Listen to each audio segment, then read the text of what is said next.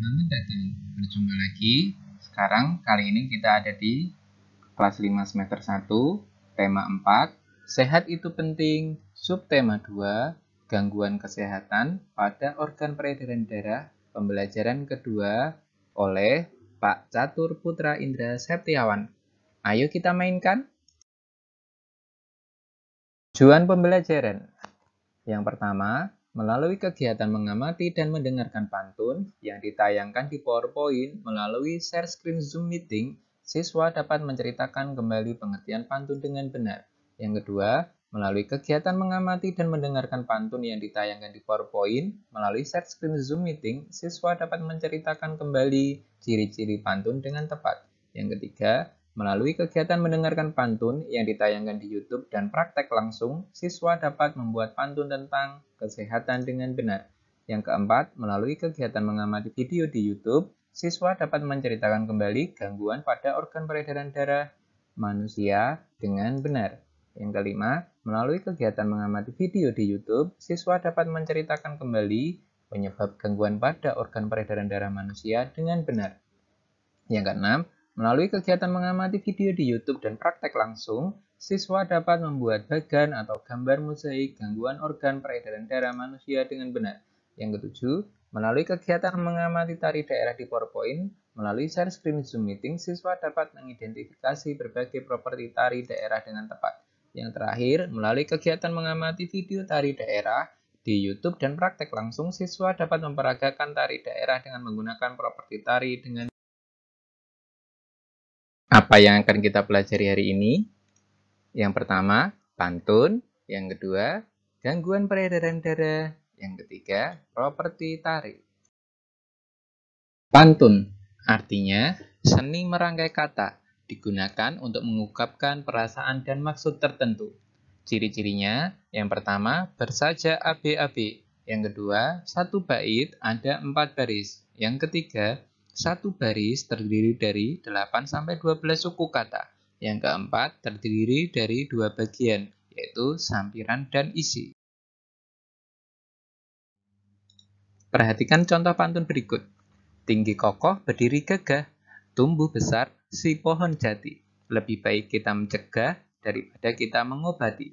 Sampirannya yaitu tinggi kokoh berdiri gagah, tumbuh besar si pohon jati. Sedangkan isinya, lebih baik kita mencegah daripada kita mengobati. Pada kesempatan kali ini, saya akan membahas materi bahasa Indonesia yaitu tentang pantun. Bagi teman-teman yang baru bergabung di channel YouTube kami, silakan klik tombol subscribe dan jangan lupa aktifkan tombol loncengnya agar teman-teman dapat memperoleh informasi terupdate dari channel YouTube kami. Terima kasih.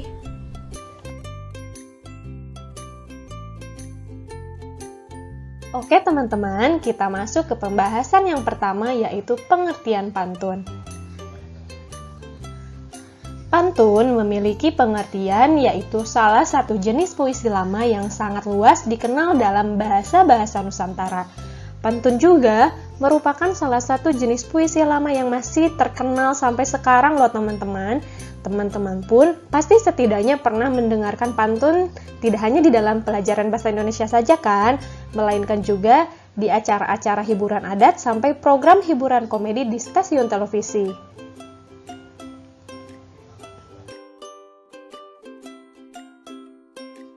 Selanjutnya, kita akan mengetahui apa saja sih ciri-ciri pantun. Ayo teman-teman, masih ingat nggak ada berapa ciri pantun? Iya betul, jawabannya ada 4 ciri pantun. Ciri pantun yang pertama yaitu tiap baitnya terdiri atas 4 baris. Khusus untuk pantun, puisi lama yang satu ini memiliki ciri khas kuat yaitu tiap baitnya selalu terdiri atas 4 baris. Barisan kata-kata pada pantun dikenal juga dengan sebutan larik. Nah, bisa teman-teman lihat contohnya di samping. Satu bait pantun terdiri dari 4 baris. Selanjutnya, ciri yang kedua yaitu terdapat 8-12 suku kata di tiap barisnya. Nah, perlu teman-teman ketahui, mulanya pantun cenderung tidak dituliskan loh, melainkan disampaikan secara lisan. Karena itulah, tiap baris pada pantun dibuat sesingkat mungkin, namun tetap padat isinya. Oleh karena alasan inilah, tiap baris pada pantun umumnya terdiri atas 8-12 suku kata. Ayo kita coba hitung, di baris pertama ada berapa suku katakah? Ya betul, ada 10 suku kata. Pergi ke pasar membeli anggur. Nah, untuk baris selanjutnya bisa teman-teman hitung sendiri ya. Oke, ciri yang ketiga yaitu memiliki sampiran dan isi. Baris 1 dan kedua disebut sampiran, dan baris 3 serta 4 disebut isi. Untuk masalah penempatannya di dalam pantun, sampiran akan selalu berada di barisan pertama dan kedua ya teman-teman. Sementara itu, isi pantun menyusul di posisi barisan ketiga sampai keempat. Jadi ingat, jangan sampai tertukar. Dan ciri pantun yang terakhir atau yang keempat yaitu bersajak atau berima ABAB. Yang dimaksud dengan rima ABAB atau sajak ABAB adalah ada kesamaan bunyi antara baris yang pertama dengan ketiga pantun dan baris kedua dengan baris keempat. Jadi kesamaan bunyi pada pantun selalu terjadi antara sampiran dan isi. Jadi selalu berpasang-pasangan ya teman-teman. Sampiran baris ke-1 pasti berpasangan dengan isi baris ketiga. Nah, kita lihat contohnya, pergi ke pasar membeli anggur. Kemudian baris yang ketiga, menangis mayat di pintu kubur. Ada kesamaan bunyi pada kata terakhirnya, anggur, kubur. Jadi patokannya ada di 1-3 huruf kata terakhir.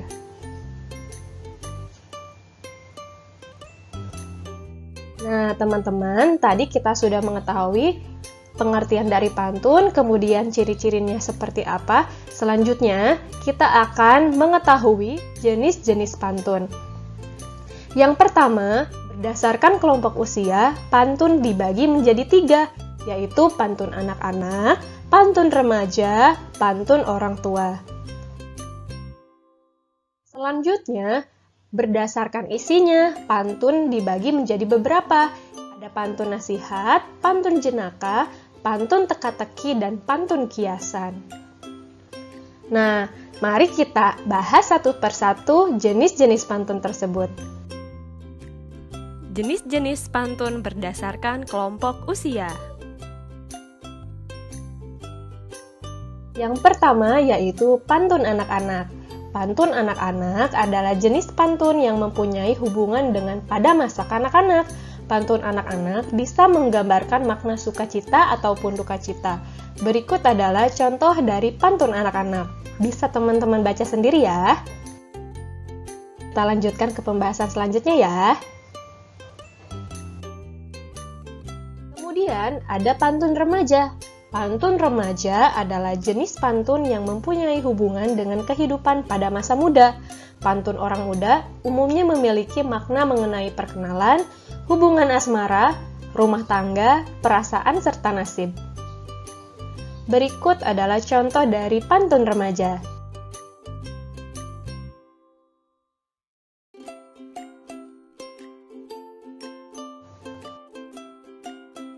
Selanjutnya ada pantun orang tua. Pantun orang tua adalah jenis pantun yang mempunyai hubungan dengan orang tua. Umumnya, pantun orang tua bertemakan tentang adat budaya, agama, nasihat, dan lainnya. Berikut adalah contoh dari pantun orang tua.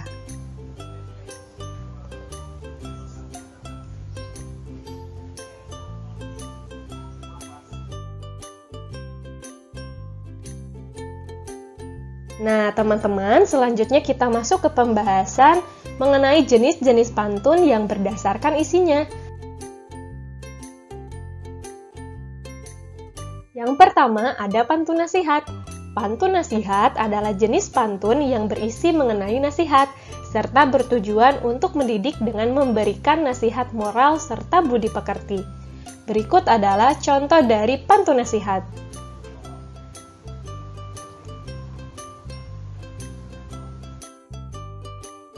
Kita masuk ke pantun yang kedua, yaitu pantun jenaka. Pantun jenaka adalah jenis pantun yang bertujuan untuk menghibur pendengar. Pantun ini digunakan untuk sindiran, namun juga untuk mencairkan suasana. Berikut contoh dari pantun jenaka.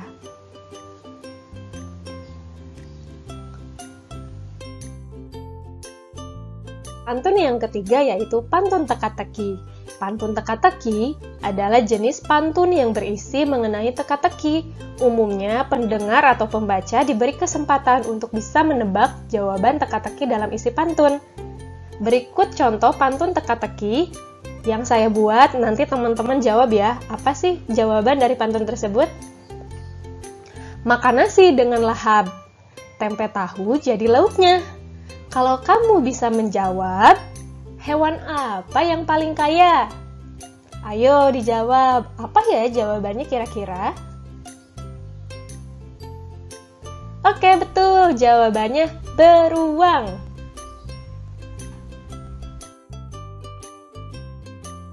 Selanjutnya yang terakhir yaitu pantun kiasan. Pantun kiasan adalah jenis pantun yang berisi mengenai kiasan yang umumnya untuk menyampaikan sesuatu hal secara tersirat. Berikut contoh dari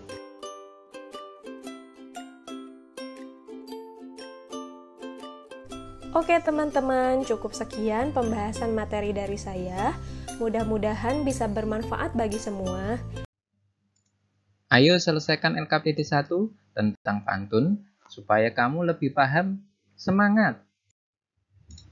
Gangguan kesehatan pada darah manusia. Yang pertama karena faktor keturunan, ada hemofilia dan thalassemia. Faktor non-keturunan ada anemia, leukemia, dan demam berdarah. Media pembelajaran gangguan organ peredaran darah. Organ peredaran darah manusia dapat mengalami gangguan. Beberapa gangguan organ peredaran darah antara lain stroke, jantung koroner, leukemia, hipertensi, hipotensi, dan anemia.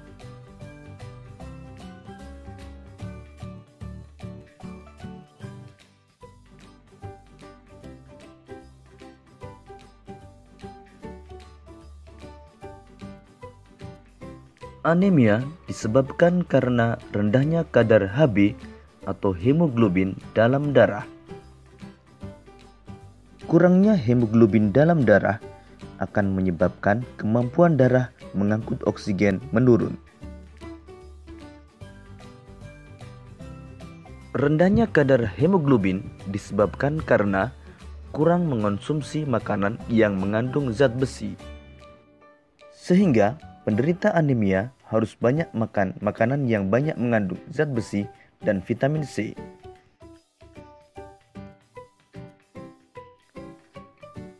Ciri-ciri penderita anemia antara lain mudah lelah, pucat, dan sering merasa pusing. Berikut ini gambar sel darah dalam keadaan normal. Pada penderita anemia, jumlah sel darah merah berkurang.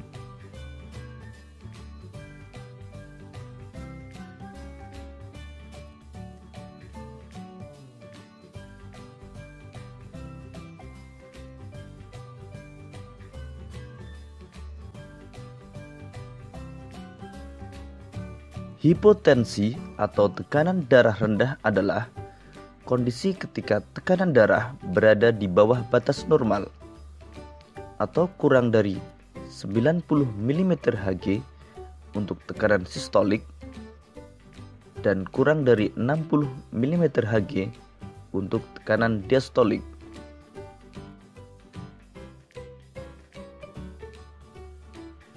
Gejala penderita hipotensi antara lain kepala pusing, penglihatan buram, jantung berdetak lebih cepat, pernapasan dangkal, dan cepat haus.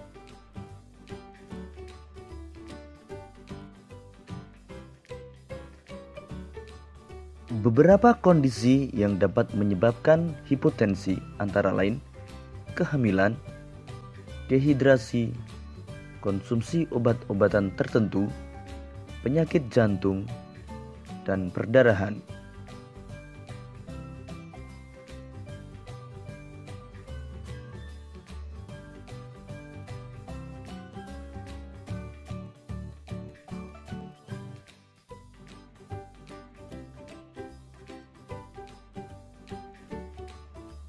Hipertensi atau tekanan darah tinggi adalah kondisi ketika tekanan darah berada di atas batas normal atau lebih dari 140 mmHg untuk tekanan sistolik dan lebih dari 90 mmHg untuk tekanan diastolik.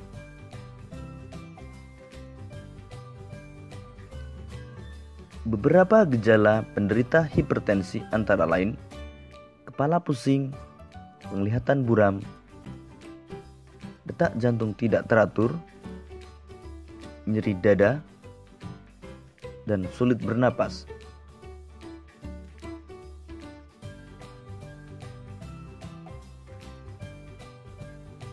Beberapa hal yang dapat menyebabkan hipertensi antara lain lanjut usia, kebiasaan merokok, jarang berolahraga, gangguan ginjal, dan kecanduan alkohol.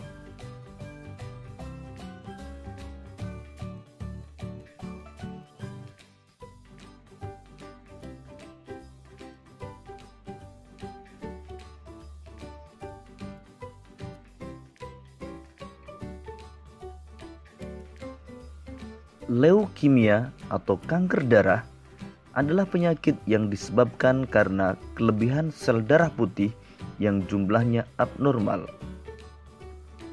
Pada penderita leukemia, sel-sel darah yang belum matang berkembang dengan cepat, hidup lebih lama, dan menyingkirkan sel-sel darah sehat yang terdapat pada sumsum tulang.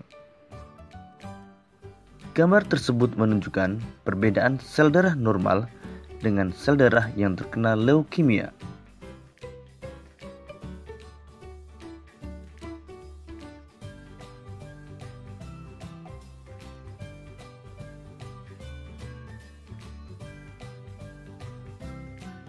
Jantung koroner adalah kondisi ketika pembuluh darah jantung atau arteri koroner tersumbat oleh timbunan lemak darah atau kolesterol.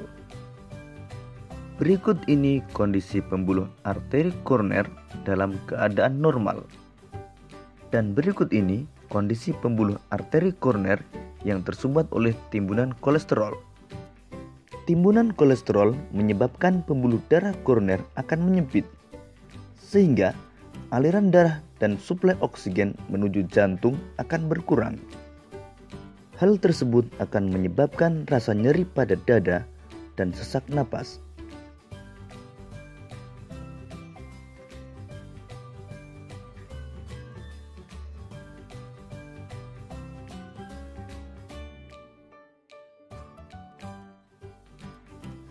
Stroke adalah penyakit yang menyerang bagian saraf pada otak yang disebabkan oleh penyumbatan atau pecahnya pembuluh darah. Gejala yang sering dijumpai pada penderita stroke antara lain tungkai mati rasa, bicara menjadi kacau, dan wajah terlihat menurun.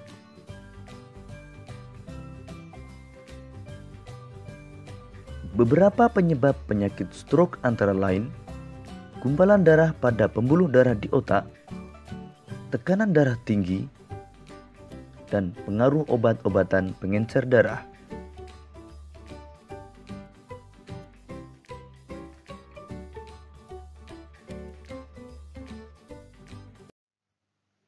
Ayo selesaikan LKPD 2 tentang gangguan peredaran darah manusia. Tetap semangat ya.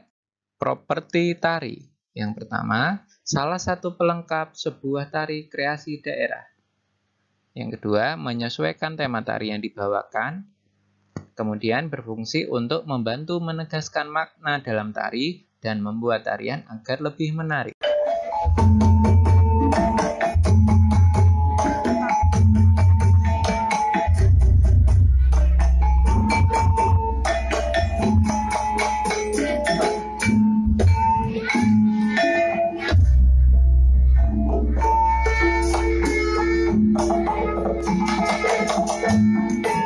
Ayo